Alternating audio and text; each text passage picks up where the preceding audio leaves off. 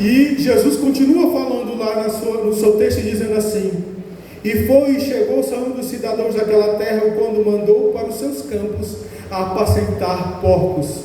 Irmãos, da cultura dos judeus, o porco é considerado um animal extremamente imundo. Eles não chegam nem perto de porco, irmãos. Eles não comem porco. E você fala, e Deus vai falando ali para os fariseus, dizendo assim: ei, esse jovem não só ele estava pobre, não. Esse jovem não só estava passando necessidade, não. Ele foi cuidar de porcos. Ele estava na lama, irmãos. Literalmente estava na lama. E no texto seguinte a gente vai vendo que ele não só estava cuidando dos porcos, como também estava desejando a comida dos porcos. Uma reflexão que eu quero trazer para você nessa noite: Jesus te deu vida.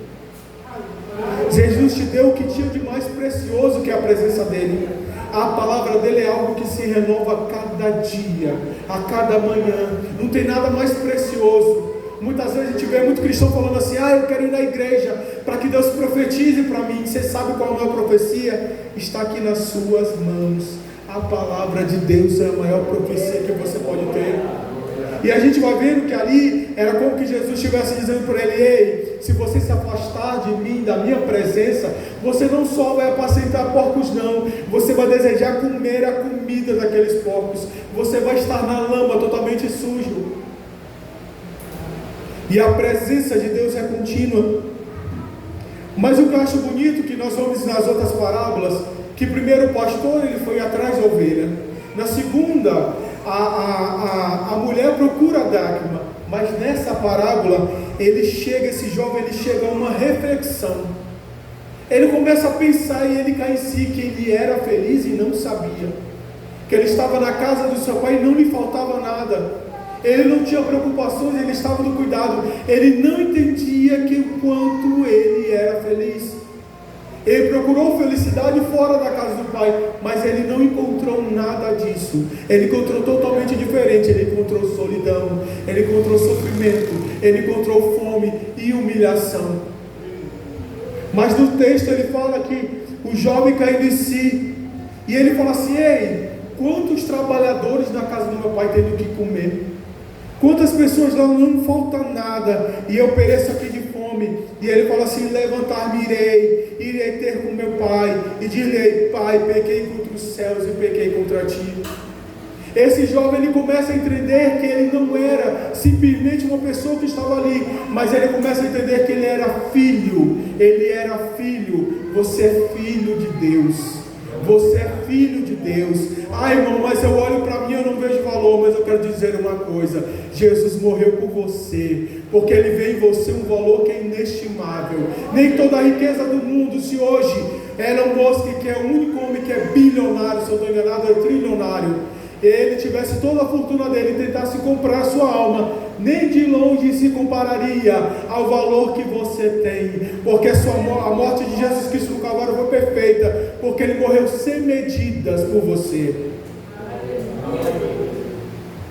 Mas continuando, ele fala assim: já não sou digno mais de ser chamado seu filho, fazei-me como um dos seus trabalhadores. E ele não só fica ali só imaginando ou conjecturando: como será que vai ser? Será que o meu pai vai me receber? Será que o meu pai ainda me ama? Será que o meu pai ainda quer alguma coisa de mim? Será que o meu pai ainda tem projetos na minha vida? Eu me lembro quando eu estava lendo o Mensageiro da Paz uma vez, e o maior ganhador de almas do nosso século, século 21, Billy Graham, estava participando de uma entrevista. E a repórter começa com a Billy Graham, pastor Billy Graham, falando assim: pastor Billy Graham, o senhor já foi a mais de 100 países, o senhor já foi conselheiro da rainha Elizabeth, o senhor já ganhou mais de 1 milhão de almas para Jesus. O que o senhor ainda espera fazendo a obra do Senhor? E ele fala ao auge dos seus 75, 85 anos, ele fala assim: ainda estou ansioso para saber o quanto Deus quer me usar.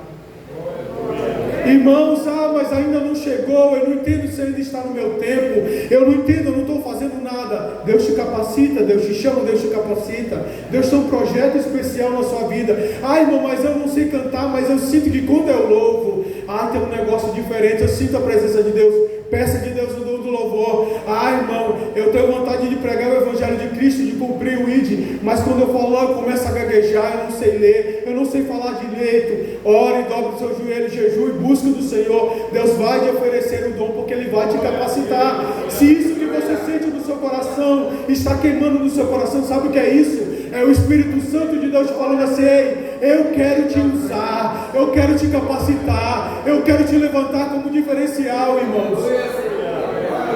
Irmão, mas eu não sou bom, eu não me acho bom, não interessa, irmãos, mas Deus te acha bom, Deus te acha especial, e Ele vai te usar, irmão, porque é projeto dEle. E esse jovem chega e fala assim: quer saber, eu não vou mais sofrer, eu cansei de sofrer, isso não é para a minha vida, porque lá na casa do meu pai eu era feliz. E a Bíblia fala que levantou-se e foi para o seu pai, e quando ainda estava longe, viu o seu pai. Eu acredito que assim como um pai que ama muito o seu filho, o seu pai estava todo dia lá na fazenda, dizendo assim: meu filho foi embora, mas eu creio que um dia ele vai voltar.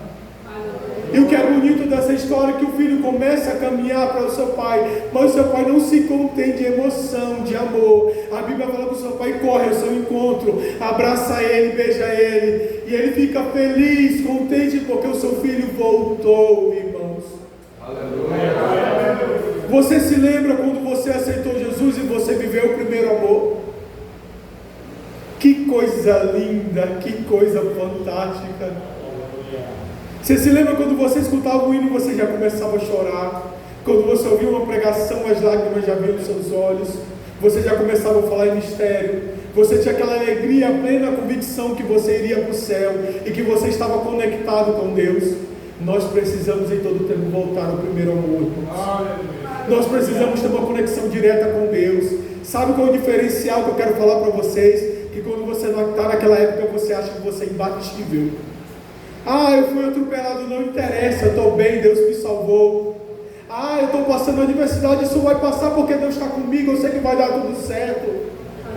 Eu estou triste, não, essa tristeza aqui vai passar, eu vou rir porque eu vou na casa do Senhor, eu vou louvar e exaltar o santo nome de Deus. Precisamos voltar à nossa essência, irmãos. Precisamos voltar ao começo de tudo, ali quando Deus nos chamou. Vou dar um testemunho aqui para vocês. Eu estava eu já era diácono, já era consagrado diácono, estava sendo indicado a presbítero. Hoje sou presbítero para a honra e glória de Jesus, pela misericórdia dele. Mas na época eu era diácono. E eu estava fazendo muita coisa na casa do Senhor. Só que eu não entendi que eu estava fazendo para Deus, não estava servindo homens. Era coordenador da escola bíblica dominical, fui líder de jovens, fui líder de adolescentes, trabalhava no som, abria igreja, fechava igreja. Não estava fazendo nada mais do que a minha obrigação diante do Senhor. Mas eu entendi, eu tinha esquecido que aquilo não era um momento meu de adoração ao Senhor, porque eu sou servo de Deus. E eu me lembro que eu estava sendo indicado, eu tinha sido indicado para ser presbítero, e de uma hora para outra o pastor tirou meu nome. E não explicou o porquê. E eu comecei a dar lugar para o diabo no meu coração. Eu falei assim: como assim? O pastor me indicou e me tirou e não falou nada? E eu cheguei um dia, em meados já dos últimos prazos da indicação. Eu falei: pastor, o que aconteceu? O senhor me indicou e o senhor tirou meu nome. E ele falou assim: não, é que você estava meio distante de mim. Irmãos, naquela hora criou uma ira no meu coração. Eu falei assim: como é que é? Eu estou distante do Senhor. Pastor, eu estou comunhão com Cristo, eu estou fazendo tudo que o Senhor manda. Não, mas você se afastou de mim. E virou as costas e foi embora. Cheguei em casa com raiva, embravecido. Eu falei para minha esposa, ela nem está aqui hoje. Eu falei: Isa, é o nome dela, Isadora. Eu falei com ela: Isa, meu amor, eu vou entregar tudo, não vou mais fazer a obra. O pastor falou que eu estou afastado dele, então eu vou ficar bem afastado dele mesmo. Falei isso no sábado, ela falou assim: ei, toma cuidado, a obra é de Deus, a obra não é sua, e Deus te escolheu, cuidado. Falei: não, eu vou me afastar e pronto. Ela ficou quieta, uma mulher prudente, e eu lá achando que eu estava certo. No dia seguinte nós tínhamos um ensaio, era do Ministério de Louvor da igreja, E nós estávamos ensaiando para cantar um da harpa à noite. E assim como o templo de vocês lá era... Eu não vou falar o nome da congregação, senão vocês vão saber o pastor. E eu estava lá de costa ensaiando, e a orquestra ensaiando aquilo tudo, e eles começaram a levantar a cabeça e apontar para mim. Eu falei, o que foi? Ele falou, entrou um homem estranho. Eu levantei, eu já estava com sangue nos olhos, irmãos. Estava na carne não, no tutano. E eu falei assim, rapaz, quer saber? Esse cara entrou aqui, eu vou tirar ele aqui no talento, né? Não sei se os irmãos me entendem, né? Estava na carne, irmão, fazer o quê? Esse é para vergonha minha mesmo, não é para mérito meu não. E eu fui lá, quando ele me viu, que ele olhou para mim, um cara grandão, gordão, ele falou assim, rapaz, acho que o negócio vai dar ruim, né? Ele falou assim, não, irmão, pelo amor de Deus, não me bata. Eu só quero trocar de roupa, eu estou com uma muda de roupa, ganhei uma muda de roupa, e eu quero trocar de roupa. Falei, tá bom, vou te acompanhar até o banheiro. E eu já muito chateado, irmãos, com o coração cheio de mágoa, com raiva, falei, hoje à noite eu vou entregar os meus carros, eu vou entregar. Encostei assim, botei o pé na parede do banheiro, e ele estava assim no banheiro, e ele olhou, um dos banheiros tinha um chuveiro. Ele falou, irmão, vou só tomar um banho aqui rapidinho. Aí eu falei assim, poxa vida, ele não só quer tomar meu tempo, quando ele quer tomar um banho, e eu esperando um ensaio. E ele começou a se falar assim, irmão, você sabia que Deus me deu mais um grande livramento hoje? É a segunda, a terceira vez, não me recordo ao certo, que Deus já me livrou da morte. Hoje eu sofri um acidente de bicicleta, e era para mim ter morrido, ou pelo menos ter quebrado o osso. Eu só estou aqui esfolado. Oh Deus, tu é tão poderoso. Oh Senhor, obrigado. Ele começou a orar no chuveiro, irmãos.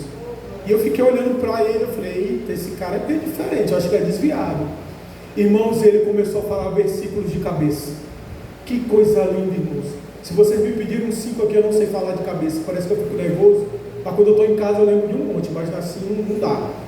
Ainda mais quando o pastor fala assim, quem sabe o versículo de cabeça, fala aí, nem me procurem, eu já me escondo. E ele começou a falar vários versículos, irmãos, que coisa linda. E eu falei, eita, esse cara é desviado. E eu já julgando ele, né?